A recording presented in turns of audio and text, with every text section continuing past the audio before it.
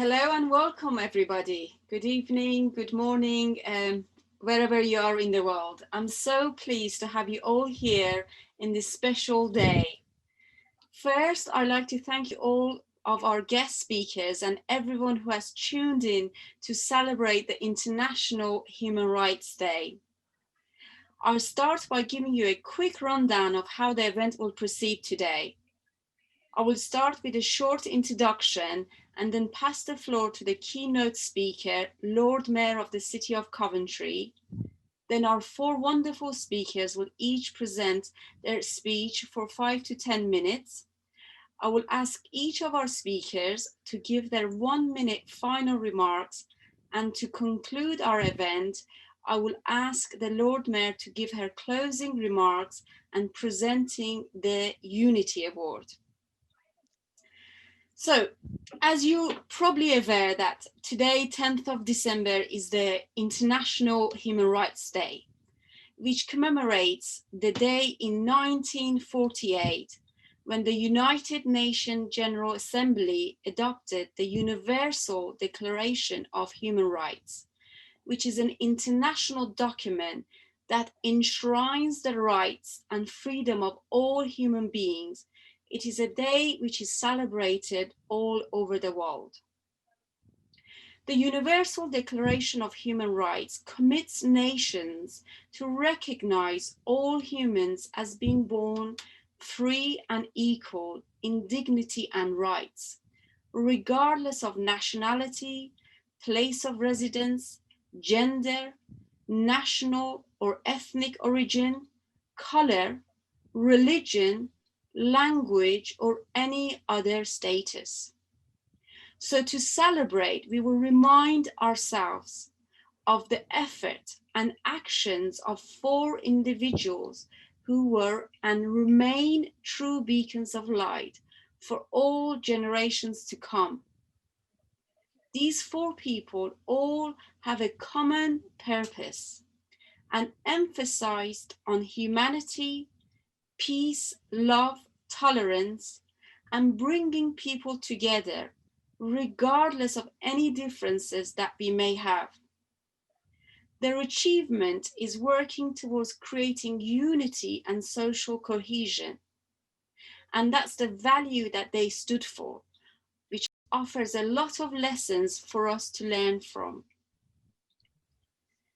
So, in a way, we have to take upon ourselves to make sure that this rapidly changing world that we live in, people like Mahatma Gandhi, Dr. Martin Luther King, Mother Teresa, Dr. Noor Ali Tarbande, and many others like them are not forgotten and left in the history books.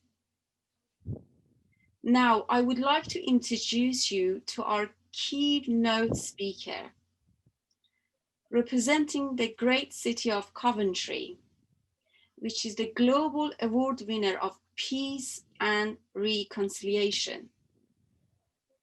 The Lord Mayor of Coventry, Councillor Anne Lucas, is the first female leader of Coventry City Council and has announced that she will be supporting charities and organizations that help victims of domestic abuse throughout her office year. Councillor Lucas has been an active campaigner against domestic abuse for many years and was awarded an OBE in 2014 for her national and local work as a campaign against violence and domestic abuse, and her services to her local government. Now she will be using her year as Lord Mayor to highlight what can be hidden as a hidden crime and offer help to those working on the front line to support the victims. So that's why she has launched a GoFundMe page that you can see to help boost her civic charity appeal to support victims of domestic abuse and its effects that it has on men, women, and especially children, which are caught up in this horror. Now, it takes a great pleasure for me to introduce the Lord Mayor, and I would now ask the Lord Mayor to unmute herself Thank you, Yes. Logan, for being here this evening. Ladies and gentlemen, good evening. Thank you so much for inviting me to help our city mark International Human Rights Day. It is a day close to our city's heart, and the title, From Conflict to Unity, is a message we've been proud to spread around the world for the past 80 years. Coventry is a city of peace and reconciliation. It's a city of sanctuary and a welcoming, vibrant, multicultural city. Our work for peace started just hours after our city was bombed in November 1940, when we reached out in friendship to others, and we've been doing so ever since. Together with our friends in cities such as Volgograd, Kiel, Sarajevo, and Dresden, we tell our stories. And this isn't just to reflect on the past, but to make sure that these dark days are never seen again. As Lord Mayor, I have been privileged to see some of that work up close, mostly virtually, and to meet some of the people who make it possible. It really is inspiring, and it makes me so proud when I see how our city is hailed as a role model for others and regarded so highly around the world. That incredible international work would not be possible without the support of the people here at home. Our residents and our organisations help us to welcome others, sometimes people who are fleeing persecution, who have lost loved ones and who arrive with nothing. Our communities help them to rebuild their lives and give them the courage to start again. The way we live here in our own city has repercussions around the world. It inspires others and shows what is possible. Indeed, our work for peace was started by the people. Women of our city sent messages of support to the women of Stalingrad while the war was raging. And that led to the world's first twinning. And since then, we have twinned with 25 other cities around the world.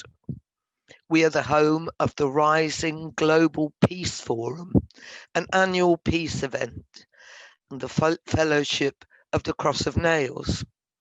And it all started because our people believed in unity rather than conflict. It was a brave move all those years ago, and now we must all continue that bravery and work ever harder to make our message heard in all parts of the world. Who better to look for guidance than the incredible people we honour tonight with the IOPHR Unity Award? The award was first announced by the founding director, Dr. Syed Mustafa Asmayesh, for those who've made considerable efforts in the field of human rights and helped to create global peace, harmony, and unity. It will be my honour to present the award on behalf of the City of Coventry to celebrate the legacies of Mahatma Gandhi, Dr. Martin Luther King Jr., Mother Teresa, and Dr. Noor Ali Tarbande. Amazing people who taught us so much. Ladies and gentlemen, this year has been a difficult one, but it has shown us that no matter what nation we live in or what faith we follow, we are one people. We have all faced the same challenges, suffered the same heartaches, and united to beat a pandemic that has threatened us all. We must learn from that and go forward as friends to drive persecution and hatred from our world. As a city of peace and reconciliation, Coventry will be proud to help lead the way. Thank you, and my best wishes for the future. Cancer Heaven. Mattie. Wonderful. Thank you so much, Lord Mayor. Beautiful, really beautiful. Thank you. So before introducing the wonderful speakers, I just want to give you a little explanation that the order of the presentation will be based on the date of passing of these beacons of the past. So our first speaker would be Dr. Niti Shroud, who will be presenting his speech on Mahatma Gandhi, who was born in 1869 and passed away in 1948. Dr. Niti Shroud is a consultant doctor and has worked in the NHS for over 15 years. At the same time, he is a Conservative councillor of Royal Town of Southern Coalfield, where he is actively involved with various community groups and successfully manages and helps the implementation of projects to develop the town.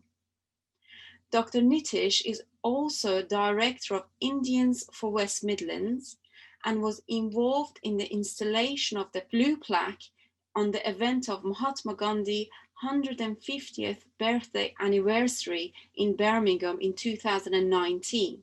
And he also organized an interactive international event on the occasion of Mahatma Gandhi's 151st birthday anniversary this year. So now I will give the floor to Dr. Niti Shroud. Thank you, Mattie, for such a wonderful introduction. And thank you, IOPHR, for giving me a chance to speak on the occasion of International Human Rights Day and on the topic of conflict, from conflict to unity. I'm not a master in speaking about Gandhiji. Nobody can be a master in speaking about Mahatma Gandhi.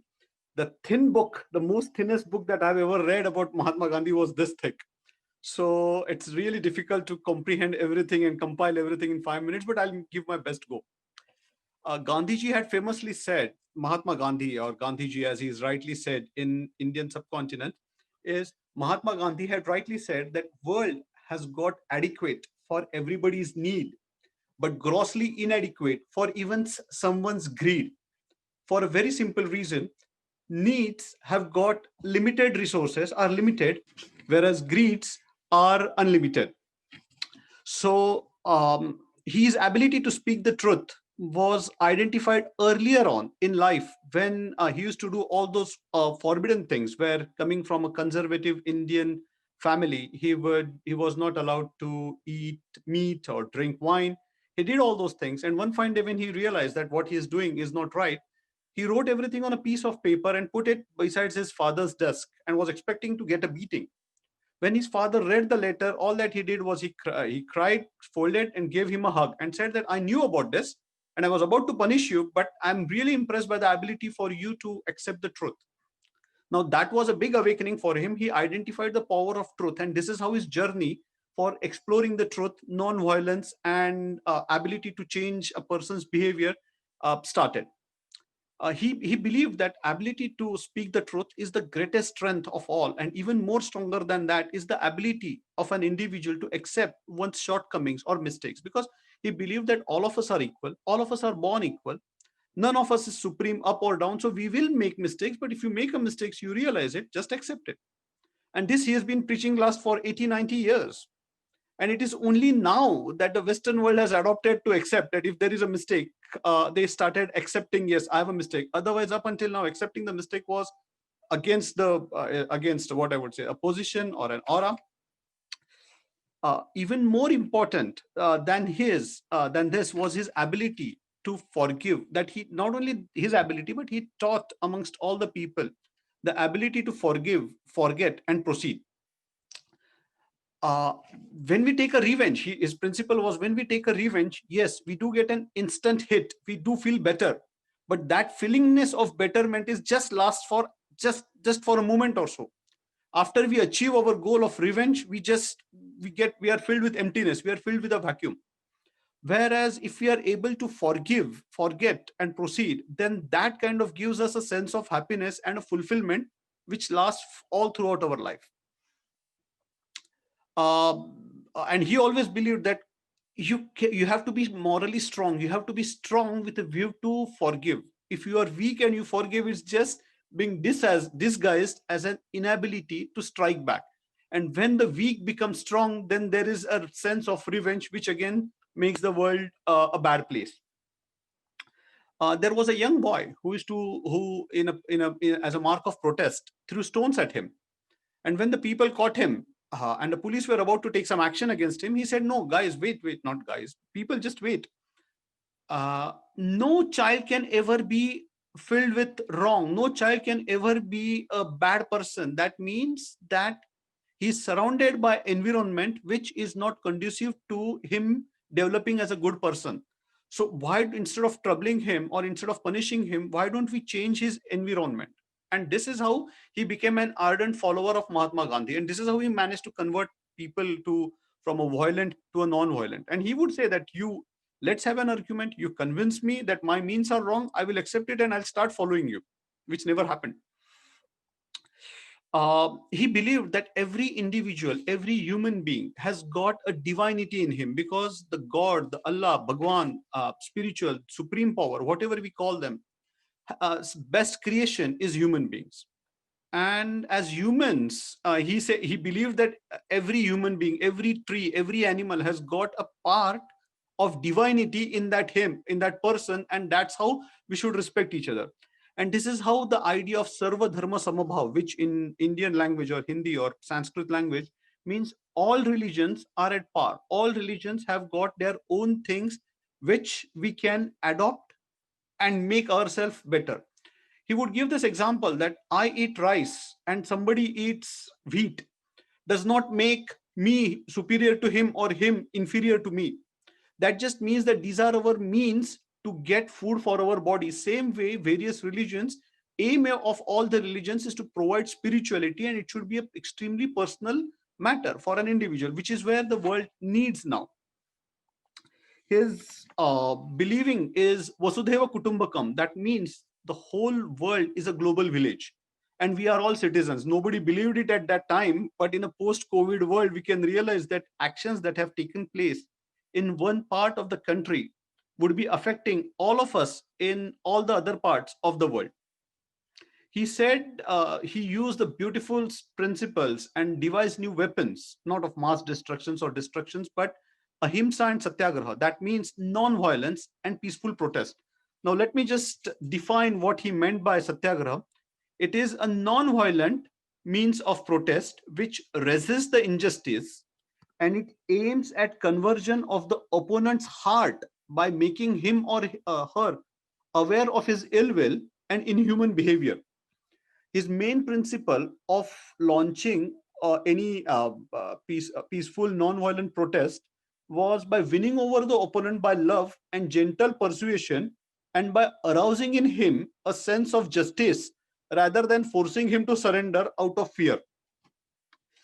We can see that it requires a great strength to be able to know that, yes, I'm going to go for a peaceful protest. There is a police with a baton in his hand.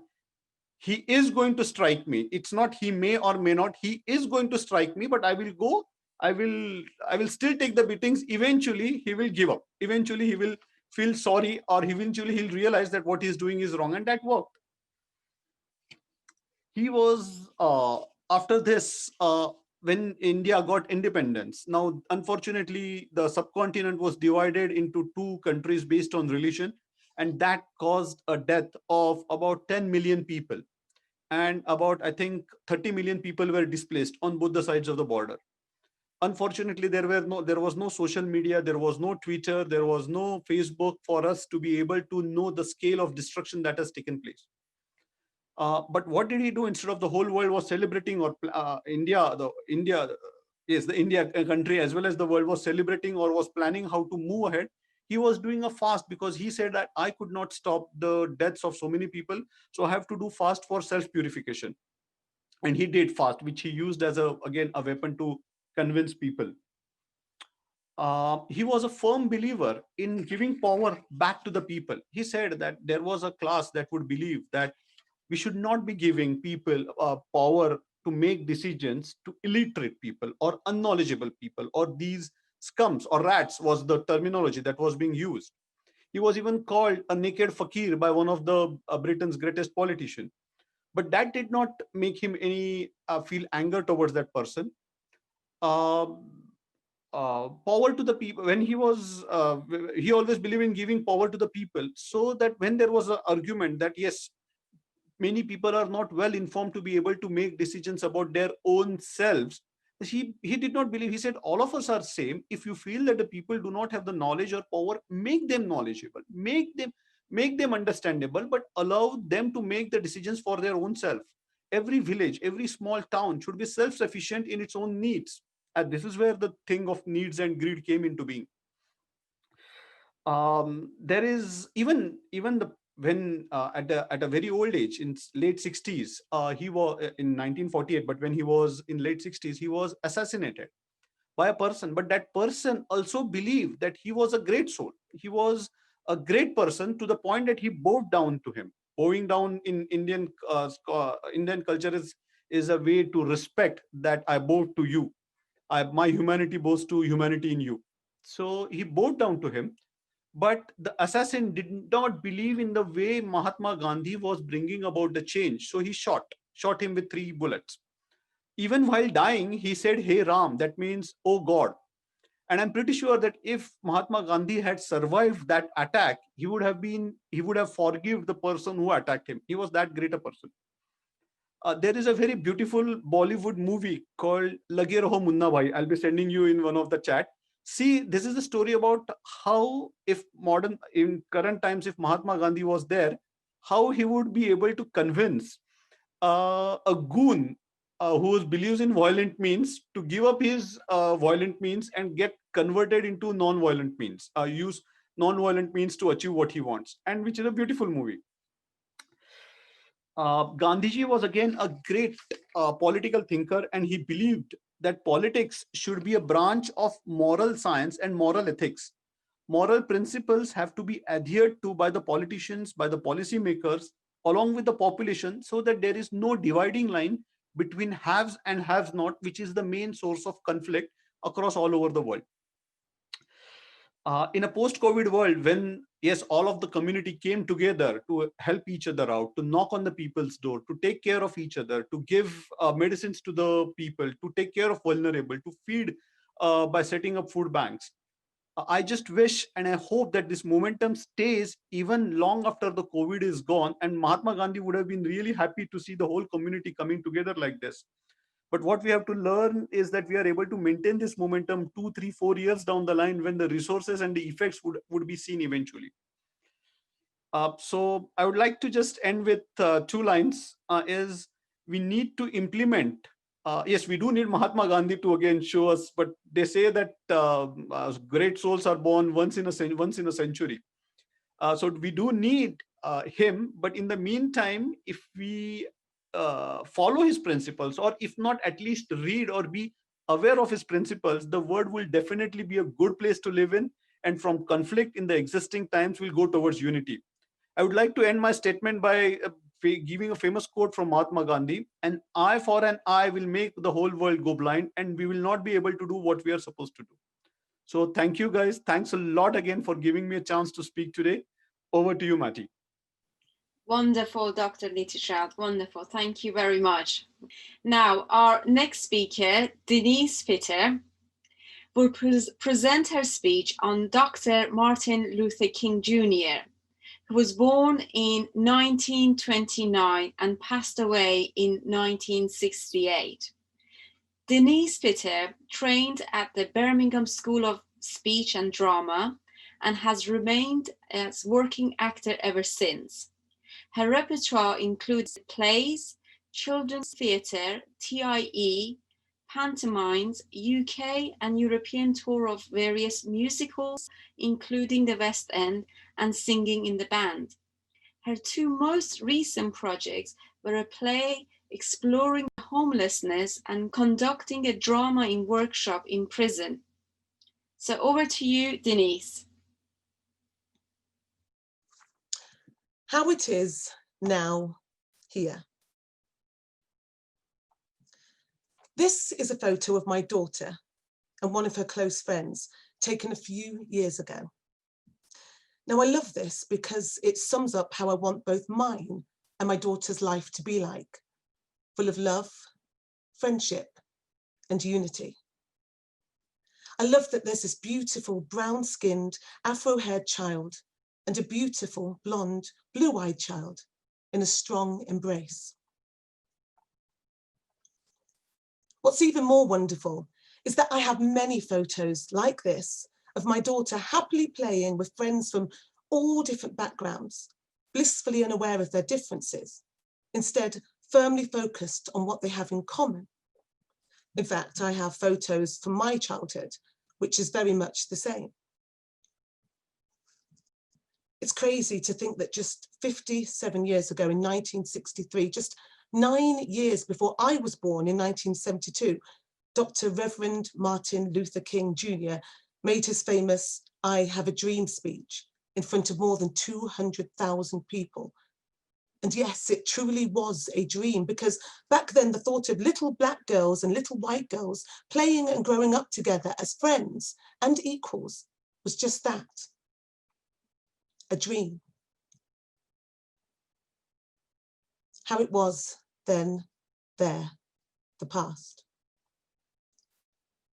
Born in Atlanta, Georgia in 1929, to a middle-class family, Dr. King grew up in a society where, although slavery had ended 100 years earlier, his people, my people, were still in bondage due to harsh segregation laws which left people feeling oppressed and less than.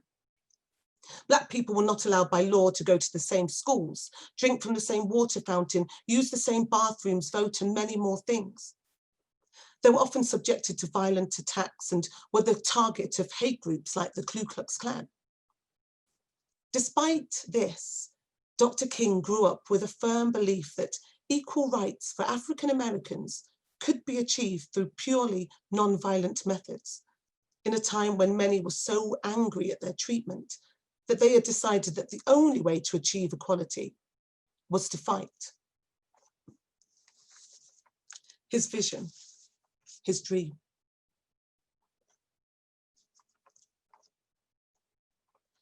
Dr. King, a Christian Baptist minister, was an awesome speaker who was one of the most important leaders for the civil rights movement.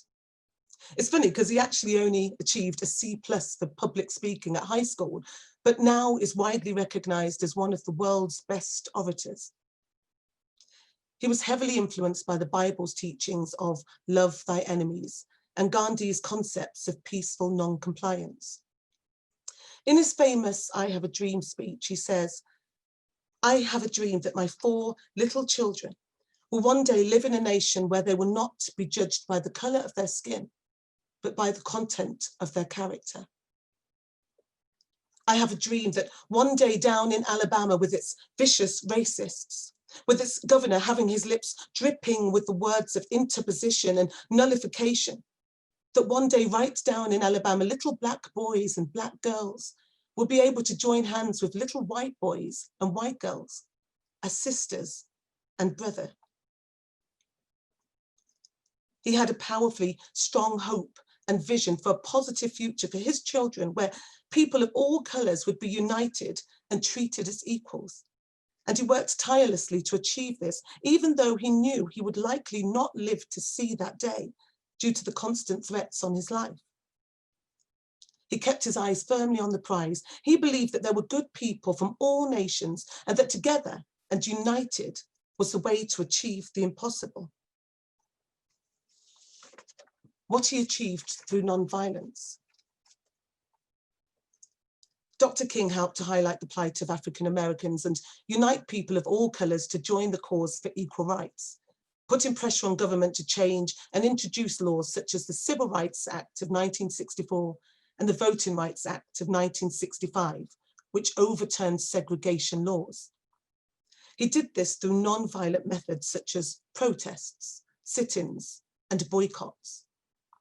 Although non-violent in their methods, they themselves were constantly subject to acts of violence against them. In 1964, he was the youngest person ever to receive the Nobel Peace Prize.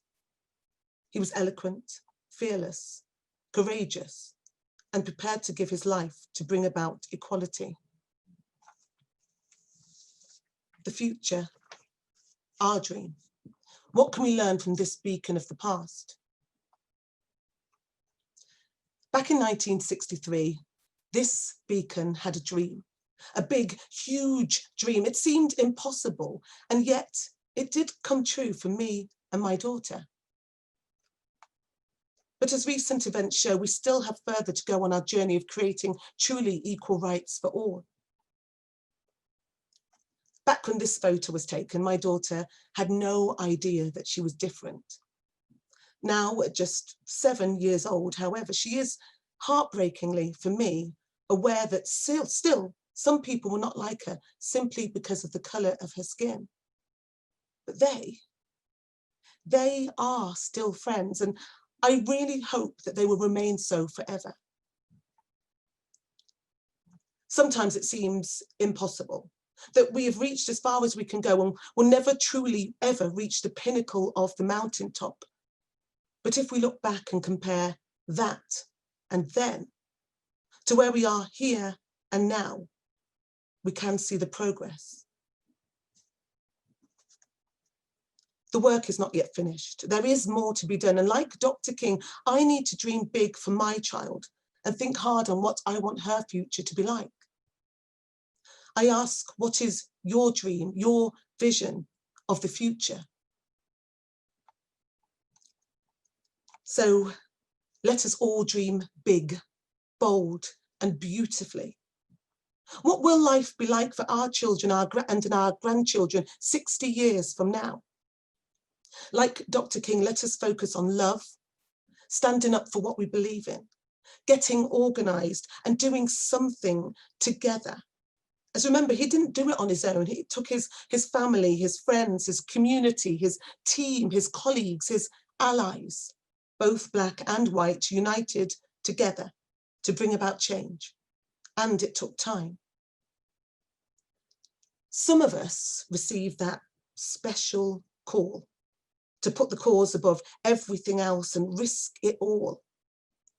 But for the rest of us, it's about doing what we can and not remaining silent when we see injustice, but calling it out with love.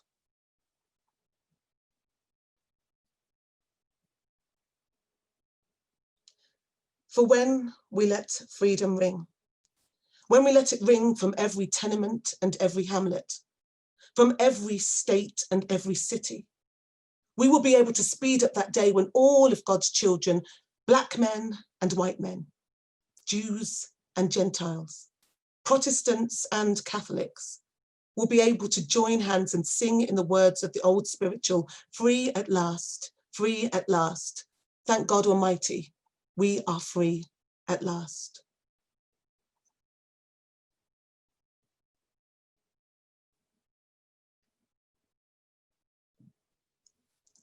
Thank you very much. Thank you, Denise. Wonderful. Thank you very, very much.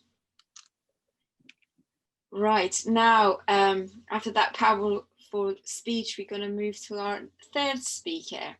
It's a great honor to introduce Reverend Sarah Tinker, who she will be presenting her speech on Mother Teresa, who she was born in 1910 and passed away in 1997. Reverend Sarah Tinker has worked for the last 15 years as residence minister for Kensington Unitarian and has greatly enjoyed working with this congregation and with the many groups that use the church facilities. She'll soon be stepping back for the role, but she looks forward to having more time out in nature and for new projects to emerge. Now over to you, Reverend Sarah Tinker. Thank you. Thank you for the previous speakers, very inspiring, and thank you for inviting me to join this event. the cause of internationally recognized human rights. It's very dear to my heart, as I know it is to all of yours. And I'm saddened when I hear the very term human rights used in a derogatory way sometimes by government officials, sometimes even in here in the UK. There's a lot of work for us to do, isn't there? So I was asked to talk today about the life and work of Mother Teresa. And I should start by explaining that her faith, although we both come from a Christian tradition, her faith is very, very different from mine. I suspect if we had the chance to meet and talk, Mother Teresa and me, well, she might not have approved of me and my beliefs, but I still hope that I can convey to you what makes her a beacon of light. Maybe highlight some of her remarkable achievements and raise some questions about what a life such as hers, a life based so firmly in her faith, what can that teach us about life? So before I trained for Unitarian ministry, I used to teach religious education to secondary school students. And on the classroom bookshelves, we had a section of books about great religious figures. And I always appreciated the book about Mother Teresa. What did I appreciate about her? Well, she was a woman. And to be honest, in those days, in the age of religious education publishing then, there weren't many books about women. And so I valued hers. I liked it that she was quite contemporary still, and there was film footage of her work that we could watch. She was a real 20th century person who had worked in the all too real world of poverty, primarily in India, but in many other parts of the world too. And I was just so impressed with her work with the poorest and most damaged people in our world. Impressed that she dedicated her life to better living conditions of those who had so little. And by gum, she was a very strong character, Mother Teresa. She was somebody who rolled up her sleeves and got into action. By all accounts, she was not an easy person to say no to. And at the core, the heart of her work was her Christian faith. So let's have a look at our first slide. I think Barbara has got that for us, where we'll see one of the many iconic photos of Mother Teresa in later life. As Mattie said, she was born in 1910 in Macedonia. That was then still part of the Ottoman Empire. She was born into a devout Catholic family of Albanian origin, and her much loved dad died when she was only 8 years old.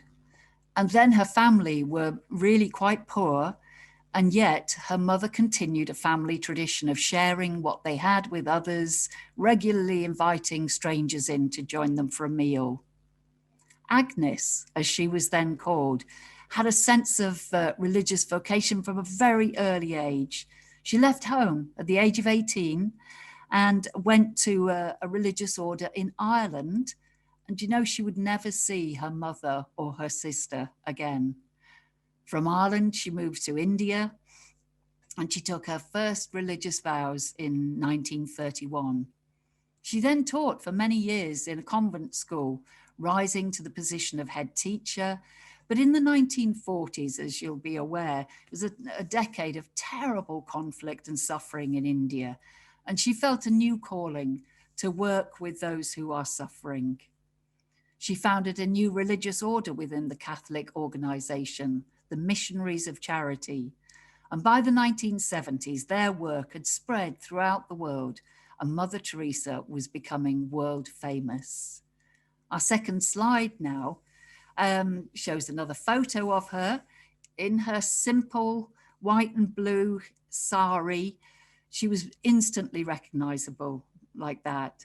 That sari itself is an expression of a life of simplicity and dedication to the needs of others. It connected her with the women of India. Both she and her work were remarkably photogenic.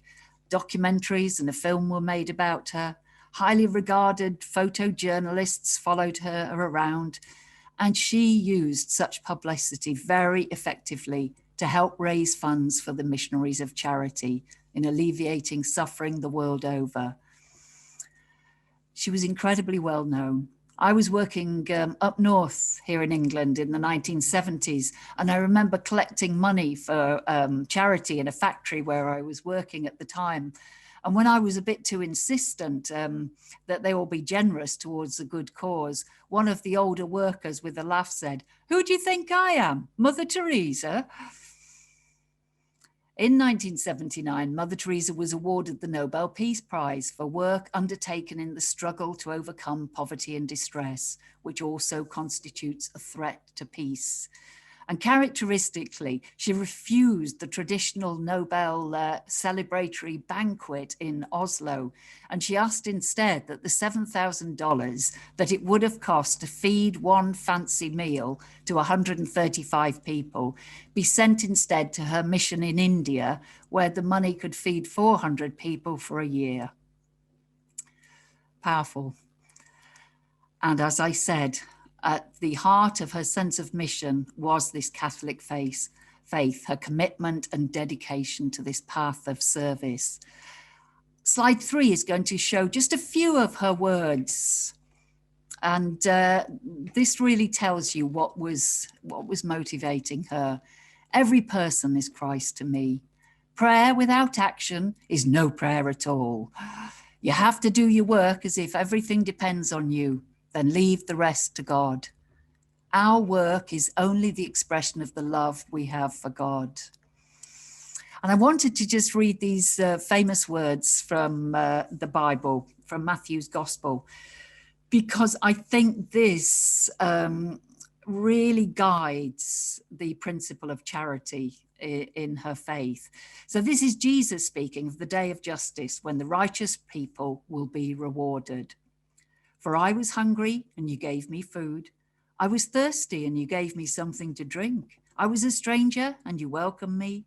I was naked and you gave me clothing. I was sick and you took care of me.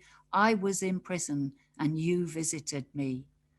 Then the righteous will answer him, Lord, when was it that we saw you hungry and gave you food, or thirsty and gave you something to drink? And when was it that we saw you a stranger and welcomed you, or naked and gave you clothing? And when was it that we saw you sick or in prison and visited you? And the Son of Man will answer them, truly, I tell you, just as you did it to one of the least of these who are members of my family, you did it to me. So this expresses a concept of meeting Jesus in everyone, finding God or an aspect of divinity in all those we meet. And of course, this is a teaching that is found in many of the world's traditions, many of the world's religions, of course. So by the time of her death, towards the end of the 20th century, the organization that Mother Teresa had established had spread the world over, and she was revered for the care that she gave for those in need, both in the developing world and in seemingly prosperous Western societies, where she wisely commented that poverty was far more difficult to deal with there because its cause was spiritual as well as physical. She'd worked in war zones, in places where famine raged, within a city drug facilities, in hospices and hospitals, schools and orphanages. She had raised an incredible amount of money, and she used it to better the lives of those in need. Now, within a few years of her death, in 1997, aged 87, work began to declare Mother Teresa a saint within the Catholic Church, and that happened in 2015. Now, sainthood is not part of my religious tradition, and I personally wonder if it is healthy for us humans to idolize anyone, to see anyone as all good. And I somehow doubt, that Mother Teresa saw herself in this way. In her letters, which she asked to have destroyed after her death, but which were instead published, let this be a warning to all of us, she expressed serious doubts about her faith over many, many years. So slide 4 shows a few controversial issues for us to be pondering. And I want to start with a quote from Russian author Alexander Solzhenitsyn. He writes that the line separating good and evil passes not through states, nor between classes, nor between political parties either, but right through every human heart. and through all human hearts. This line shifts. Inside us, it oscillates with the years. I think I would question, can any of us be all good? And is it wise to place people too high upon any pedestal? Other controversies surrounding her work. Some people would claim that her work perpetuated and even glorified suffering rather than aiming to resolve it. That could be argued either way. Did she focus on converting people that she worked with to Christianity? In all the research that I've done about this, there's actually very little evidence of that. And evidence, in fact, of in her hospices, people of other faiths being read to from their own spiritual traditions. I said at the start of this talk that Mother Teresa would not have approved of my beliefs had we met. And do you know what? I don't approve of all of her beliefs either. She was staunch in her Catholic faith and its teachings, and she spoke particularly strongly against abortion and contraception. I just can't accept that stance in someone who has the power to influence the lives of others. Absolutely fine for us to make these decisions for ourselves, but no, not to influence others. I'd argue with her if she was alive today that reproductive rights for women are a hugely significant improver of the quality of life for families the world over. And yet, despite these controversies in the life and work of Mother Teresa, I do think she's a remarkable example of a beacon of light. She's a person who worked in the real world of conflict and poverty, and she brought a vision of a unity that transcends human divisions. So on our final slide, I'll just go through a few bullet points of what we might learn from her example. Well, I'd say go beyond the nation state in our thinking and our identities. She truly was a citizen of the world, and it makes me cringe when I hear us in a tide of rising nationalism at the moment. Let us dedicate ourselves to a higher cause and to the service of others. Let's be both strategic and realistic in working with the ways of our world and with human nature. She would always go to the top of an organization and make an outrageous demand and then stick around embarrassingly until they gave her what she wanted. We need to realize, don't we, the power of our human will when it's linked to a vision of a better world. And we need to utilize the strength of loving compassion as a guiding principle in life. And, you know, rather than aim for sainthood, all of us, I'd encourage us all to admit our oh so human faults and foibles and allow and encourage ourselves and everyone else to be whole, rounded people. So thank you, all of you, for listening to this brief talk, and perhaps it'll encourage you to find out a bit more about Mother Teresa and form your own views of this feisty woman who dedicated her life to the service of others. Thank you, Mattie. Thank you, Reverend Sarah Tinker. Wonderful, great, really insightful. Now we're going to our final speaker, Afshin Sajedi. He will be presenting his speech on Dr. Noor Ali Tarbande, who was born in 1927 and passed away on December 24th, 2019. Afshin Sajedi was born in Tehran and moved to Belgium with his family in 2001. Prior to leaving Iran, he graduated in the field of diplomatic and political relations, and in Belgium he attained his second degree on European politics and policies. He is the European representative and legal advisor at the International Organization to Preserve Human Rights. As part of IOPHR, which focuses on religious freedom, Afshin has worked tirelessly to highlight widespread oppression of religious minorities, in particular the Gonabadi Sufis. Now I will give the floor to Mr. Sajedi, please. Thank you, Mattie. Ladies and gentlemen, I am honored to be given this opportunity to talk about one of the greatest figures of contemporary Iranian history, Dr. Noor Ali Tarbande, also known by his spiritual title of Majzub Ali Shah. Dr. Tabandeh was a prominent jurist and expert in Islam and freedom fighter, a mystic and a spiritual leader of 8 million Ghanabadi Sufis in Iran and around the world. To speak about such unique and transnational individual whose character extends beyond time is not an easy thing to do in a 10-minute speech. In the spirit of today's event on International Human Rights Day, I will start by stating that for Dr. Tabandeh, human rights was always at the center of his beliefs. One of his most famous quotes by Dr. Tabandeh is as follows: "No saint in the world is more sacred than a human life." This phrase encompasses the core element of the concept of human rights and his approach toward others, as the sanctity of human life was always a non-negotiable principle for Dr. Tabandeh. Dr. Noor Ali Tarbande was born in 1927 in Beidouh, near Ghanabad in eastern Iran. He entered high school and studied literature and science at the same time and graduated with honors in both fields.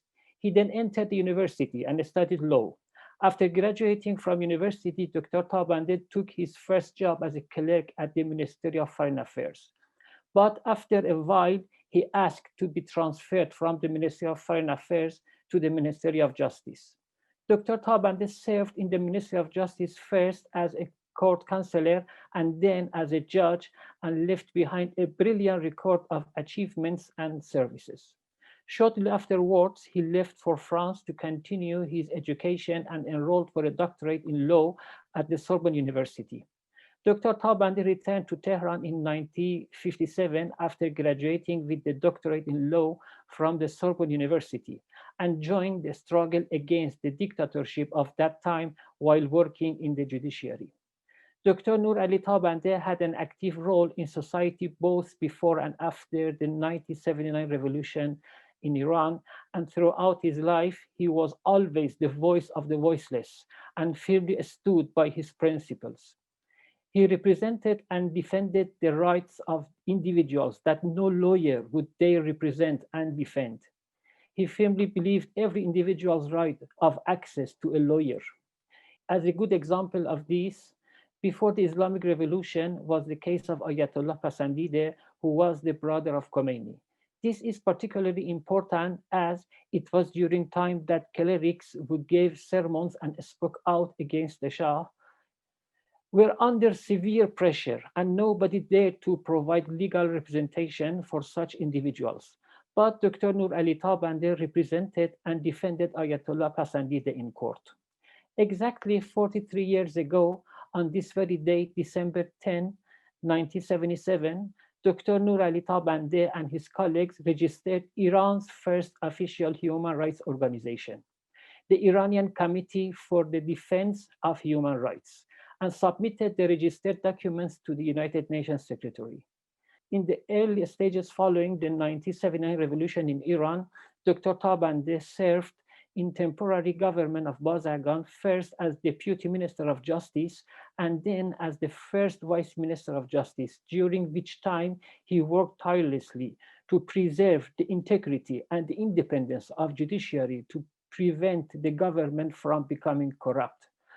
Unfortunately, with the influence of the ruling regime, the Iranian constitution was manipulated and all fair-minded judges were sidelined, which made impossible for Dr. Tabandeh to accomplish his duty and led to him resign from his post. Following this, he became active as one of the highest-ranking defense authorities. Likewise, after the Islamic Revolution, Dr. Tabandeh voluntarily and without accepting any financial pay took up the responsibility to provide legal representation for Mohandes Amir Intizam, who was known as the longest imprisoned political prisoner in the world and was sentenced to death by hanging.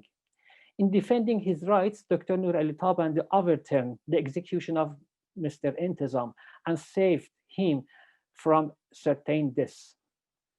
Dr. Noor Ali Tarbande was highly regarded and respected among all political and social groups, regardless of their beliefs and political worldviews, and was in fact a point of unity between all opposition groups and was seen as source of inspiration. As a founding member of the Iranian Committee for Defense of Human Rights, he represented honorary lawyers in court. Unfortunately, under the pressure of the new government after regime change in Iran, this committee was forced to cease its activities in 1981. But a few years later, 1985, Dr. Tabandeh and his colleagues established another human rights organization called the Association for the Defense of Freedom and Sovereignty of the Iranian Nation. This association continued its human rights activities until 1990. During the Iran-Iraq War in the mid-1980s, Dr. Noor Ali Tarbande and several directors of this association sent a letter to the then supreme leader of Islamic Republic of Iran, Ayatollah Khomeini, about consequences of continuing the war in Iraq, and warned him about plight of Iranian society. Following this, Khomeini actually put a halt on the Iran-Iraq war and acted appropriately based on the letter sent to him as a warning. However, soon after this, in 1999, Khomeini, who was the supreme leader of Iran, was replaced with the Khamenei, who upon his arrival began to change the constitution in order to give more power to supreme leader. Once again, in 1990, Dr. Noor Ali Tarbande and several directors of Association for Defense of Freedom and Sovereignty of Iranian Nation wrote another letter addressed to the then president of Iran, objecting the fact that the new amendments made to Iranian constitution give more power to the supreme leader and are undemocratic. This letter was signed by 90 well-regarded political activists inside of Iran and 216 other activists outside of Iran, following which Dr. Tabandeh and 22 other signatories of this letter were arrested and severely tortured. Being sent to jail and being subjected to medieval forms of torture just for writing a letter is a nightmare that happens under Iran's ruling regime. And this was an example of the cruelties that Dr. Tabandeh endured for the standing up for what is just at all costs. During his detention, prison officials contacted Dr. Noor Ali Tarbandeh's wife and intentionally gave her the false news of Dr. Tabandeh's execution to increase pressures and expose her to further psychological torture. The shock that this news brought to the faithful and devoted wife of Dr. Noor Ali Tarbandeh led to her immediate cardiac arrest, and she passed away whilst on phone. The tragedy did not stop here, as Dr. Noor Ali Tarbandeh was not even allowed to attend his wife's funeral. A few months later, Dr. Noor Ali Tarbandeh was released from prison and continued his human rights activities. In 1996, the predecessor of the Dr. Noor Ali Tarbandeh was murdered in a premeditated act, after which, according to the will of Dr. Noor Ali Tarbandeh's predecessor, he became the Pole, or the leader of Ne'matullah's Ghanabadi Sufi order. In his capacity as the leader of Ghanabadi Sufi order, Dr. Noor Ali Tarbandeh founded the Reza Aid Institute, established to provide services and facilities of all kinds for those who low income and elderly who were no longer able to look after themselves and did not have anybody to look after them. It is important to note that these services were made available for all citizens and not at all limited to any groups. The kinds of social services and supports that were provided were endless, including but not limited to social welfare, medical support, hospital treatments, legal advice and legal representation, monthly financial support, as well as care homes for the elderly. As the leader of the Sufi order, Dr. Noor Ali Tarbandeh faced further sabotage and harassments, as in the following years, dozens of houses of worship which belonged to the Sufi were attacked and some of them were set on fire. Dozens of Sufis were killed, hundreds were wounded, and thousands were imprisoned. Despite pressure imposed by the ruling regime, Dr. Noor Ali Tarbande taught his followers the same principles that he lived by throughout his life. And this is why Iran's ruling regime saw him as a threat, as he saw educating millions of stand up for what is just and not to remain silent in the face of oppression. Dr. Noor Ali Tarbande taught his followers that in friendship we are gentle, like a running stream of water, but in defense against oppression we are resilient, like a rock. Despite this peaceful approach, pressures on Sufis in Iran were increasing day by day. Also, as a result of the Dr. Tarbande's leadership, many people were becoming Sufis, as some estimate the number of Sufis in Iran to be as high as 10% of total population of Iran. While government officials were preparing the public for war, the belligerent propaganda were being broadcasted on all state television, radio, and newspapers. Dr. Noor Ali Tarbande used the influence of his words for peaceful purposes and sent a message to his followers, urging them not to take part in the war. This caused waves of anti-war sentiment in the society and influenced authorities to reconsider their decision to start a dangerous war. Eventually, the government decided to eliminate Dr. Noor Ali Tarbande physically. Firstly, the security forces surrounded his home, and then, with help of a group of 4 relatives and infiltrators, took control over his home and placed him under house arrest, which lasted 2 years until the end of his life. They arrested his trusted physician and then began the slow process of gradually poisoning him after appointing a treacherous medical team. During Dr. Noor Ali Tarbande's 2 years house arrest, he was barred from speaking and nobody was allowed to visit him. All affairs related to him were carried out by 4 government agents who were Sufis in name only and used their position to forge fake statements in Dr. Tarbande's name in order to spread false news and misinformation. Finally, on 24th December 2019, as a result of conspiracies of the group of 4 members and the medical team, this great human rights defender fell victim to one of the greatest human rights violations committed by the Iranian regime. After his cowardly murder, a group of his followers decided to launch a campaign justice for Dr. Tarbande along with the fact-finding committee to clarify the truth and to call open the world to pay attention to the murder of Dr. Noor Ali Tarbande and not to ignore this crime easily. Dr. Noor Ali Tarbande's spirit of standing up for what is just and defending the truth lives on among his 8 million followers who he nurtured for 23 years of being their spiritual leader. Thank you.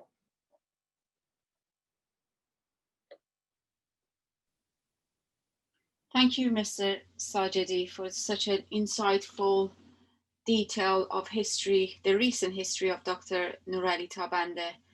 And as we realize, it's not long ago of his passing in 2019. So thank you very much.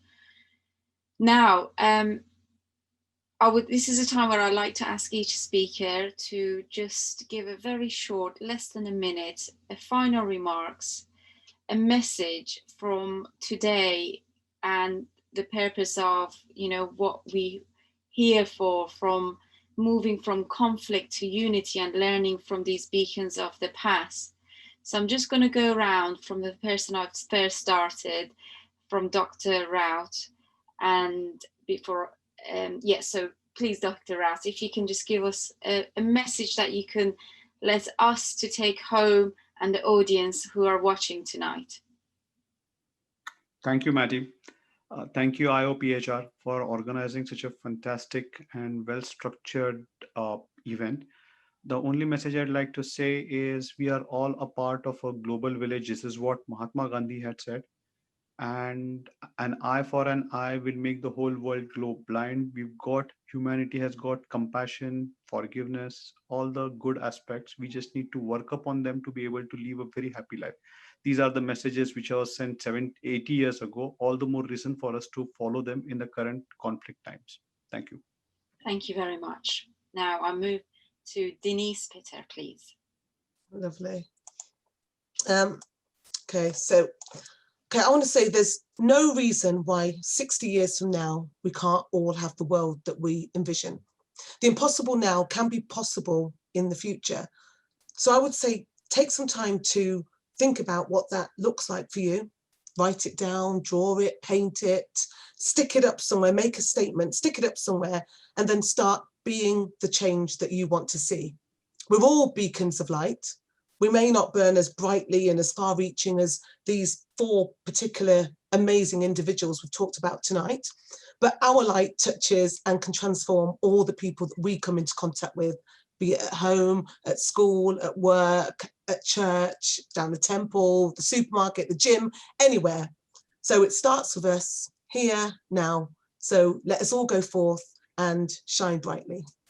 Thank you. Thank you very much. Now, Reverend Sarah Tinker, please.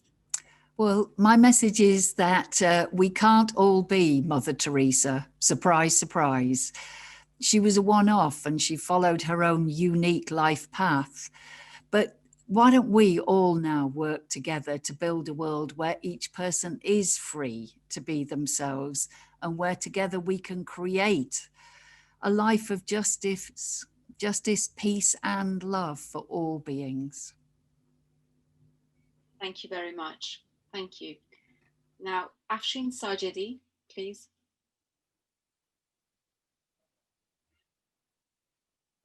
Yes, just I would like to emphasize on human rights as a universal solution for most of problems of our civilization is confronting with now.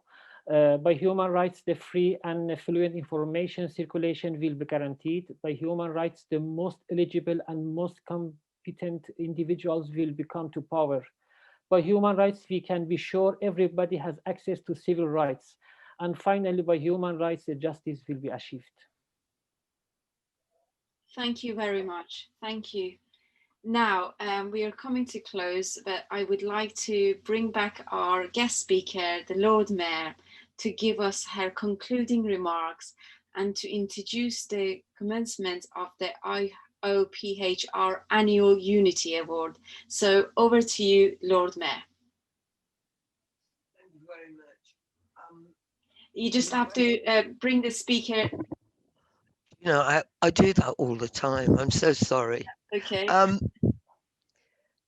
Tonight has been inspiring, and it has shown me, you haven't asked me for what my sentence would be, but we've had a whistle-stop history tour of amazing people.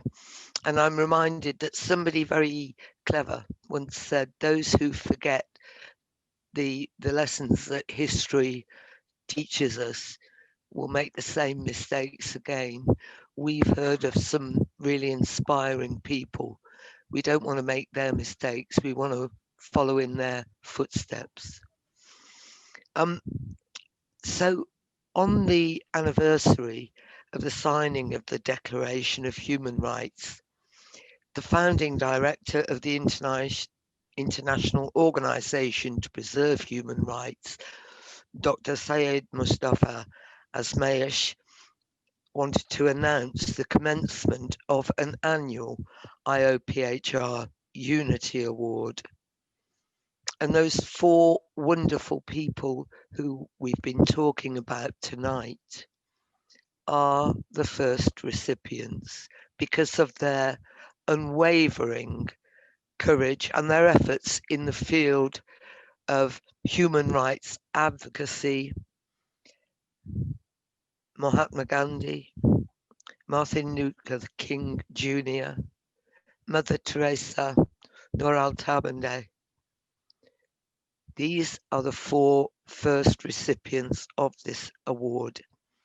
As each of these individuals, even though they have passed away, they've made their own unique contributions towards global peace and exemplary work towards the cause of human rights, and thus their advocacies remain a guiding beacon for all of those interested in the advocacy of human rights and unity.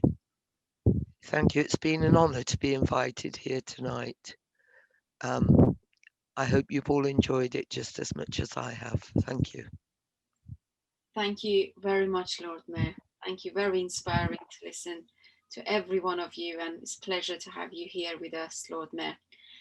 So it's just been a very eye-opening event, and it's wonderful to be able to celebrate it. But I would just want to make a few points of my own, which I think is very important for us all to bear in mind before we go tonight.